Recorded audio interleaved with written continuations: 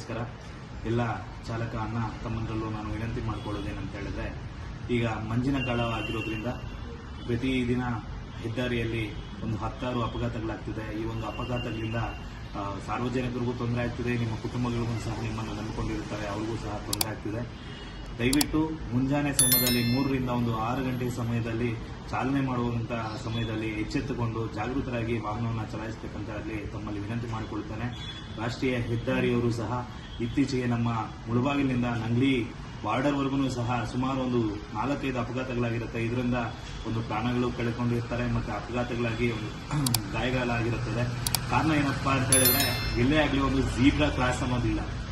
ಈ ಟರ್ನಿಂಗ್ಸ್ ಹತ್ರ ಈಗ ತಿರುವುಗಳಲ್ಲಿ ಯಾವುದೇ ಒಂದು ಜೀಬ್ರಾ ಕ್ರಾಸ್ ಹಾಕಿದ್ರೆ ಅಟ್ಲೀಸ್ಟ್ ವೆಹಿಕಲ್ ಸ್ಲೋ ಡೌನ್ ಆಗುತ್ತೆ.